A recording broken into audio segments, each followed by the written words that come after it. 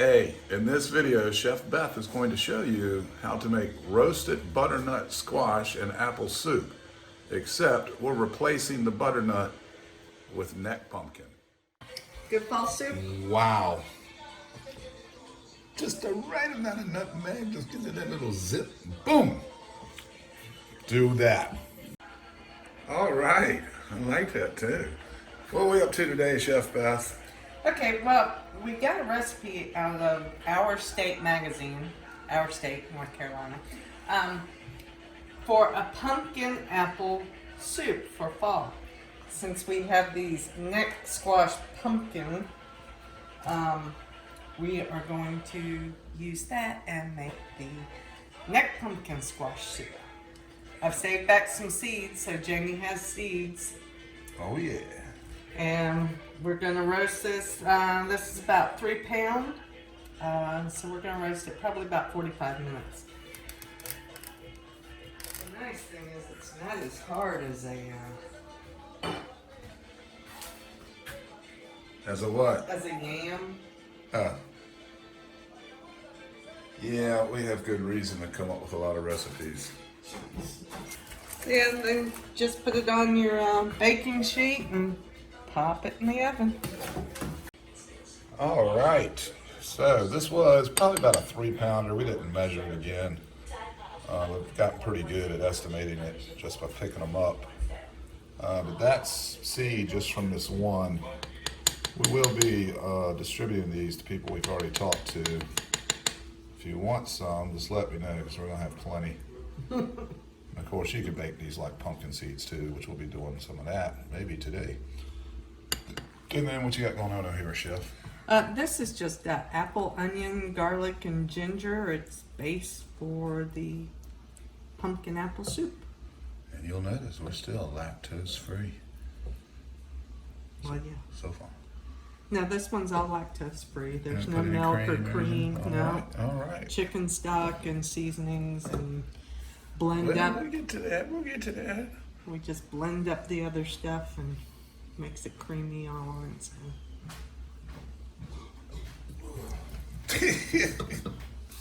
I'll have to edit that. That's Chef Rob walking through. We're making. Those are good apples, aren't What are we making again? they? It's a pumpkin apple soup. Pumpkin apple soup from the magazine. Yeah, it's roasted squash and apple soup. But instead of squash, we're using, It is a squash. well, squash. Okay, I'm just saying, instead of butternut squash, we're utilizing what we have. Color's Yes. gorgeous. I know, it looks like pumpkin.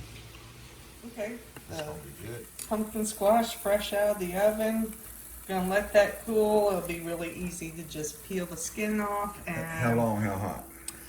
This was at 425 for about half an hour. That's been in there half hour. Huh. Yeah. And Okay. as you can see, it's good and soft. So we'll let that cool, and then we'll peel the skin off and toss it in with our base of apple and onion, garlic, ginger, Throw some chicken stock in there. some chicken stock, some Turmeric. spices. Some chopped nuts. No. Chocolate. No. Little nutmeg, a little cardamom. All right. Got a nice little flat spread there. Let those dry out. I think I'm going to save all of these. Although I might throw a few in and roast them up. You can do these seeds just like you would pumpkin seed. But I wanted to show you this. That's all from one neck pumpkin. All that seed right there. We've got all of that over there. So if you want some, honestly, just let me know. We'll get together on the email, blah, blah, blah. We'll figure it out. Done it before, I can do it again. And Beth's over here processing a little bit, pulling off the flesh from the skin on this neck pumpkin. We'll be in the soup soon. This is what the inside of the neck, this is above the ball or the pumpkin. pure flesh, A little hot still. no seed in there. No, it's beautiful. It comes out like puree. Yeah, so in the ball of the neck pumpkins where all the seed resides, so you cut the ball off, take the seed out, you can bake that ball too, but this is actually the neck. Yeah. And this is not the biggest, this would be small to medium. We have several that are twice as big as this one. I'm saying this is a winner. I'm gonna have to make room for this every year. Not that many plants. One. One plant.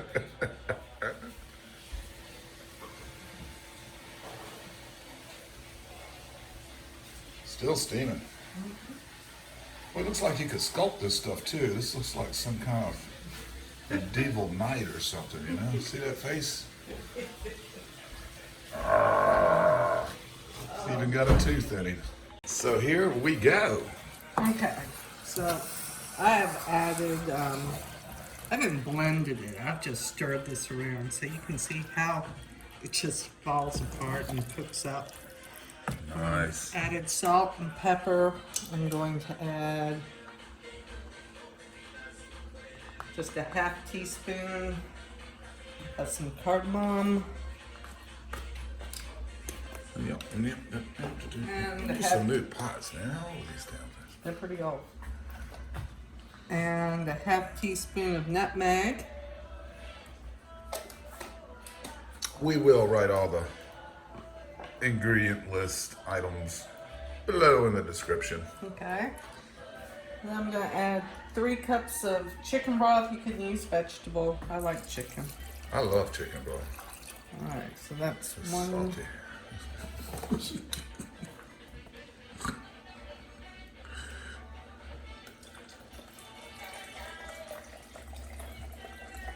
Sorry, my eyes were over there and the camera was on your arm. Okay, well that was I'm an 2 idiot. cups and that's the third. 3 cups. Again, we'll put it all down below.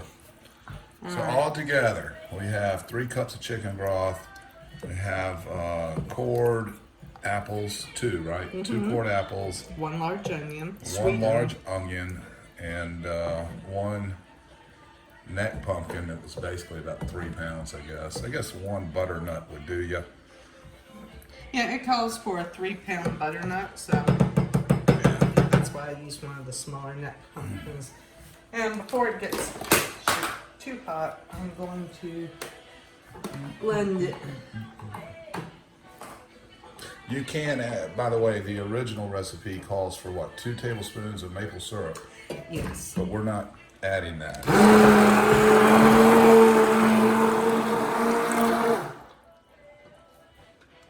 Nice. And this is the first time we've made this. I'm going to taste it. Seems a little thick. I might add a little more chicken stock, but you can do whatever you want.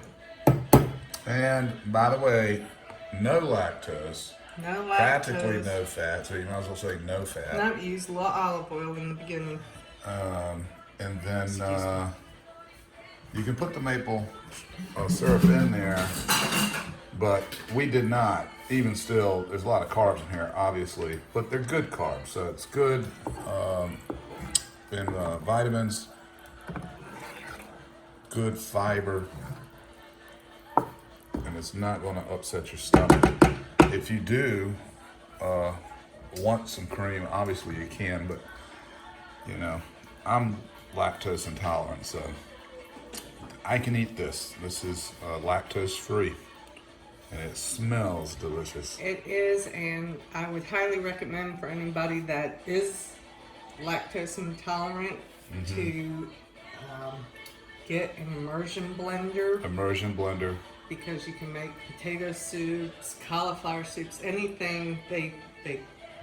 You can thicken it just by using your immersion blender as opposed to adding cream. Gotcha. All right, we'll do a taste test here. And hey, I don't like to eat on camera, so I'm not going to.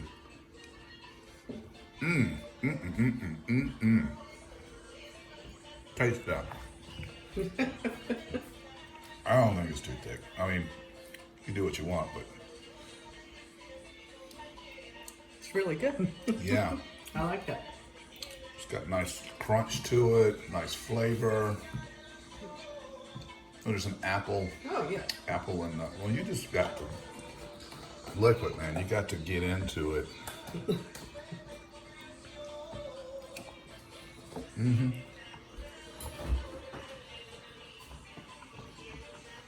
It's very tasty. Good fall soup. Wow. Just the right amount of nutmeg. Just give it that little zip. Boom. Do that. That's awesome. Peace, y'all. Sorry. Bye. All right. And a little bonus footage. Fall Fest. We have ourselves a pork sirloin here. And what was the seasoning we used for that, Chef Beth? It's a wonderful tropicale Hold it seasoning. still. There we go. There we go. Yeah. And it's so good on pork, it really is. So we're gonna slow roast that in the oven. It's a pork sirloin. And then we'll do some mixed greens or Some whatever bok you choy have. and whatnot. And of course, the soup. Just so hearty. Happy fall, y'all. Yeah.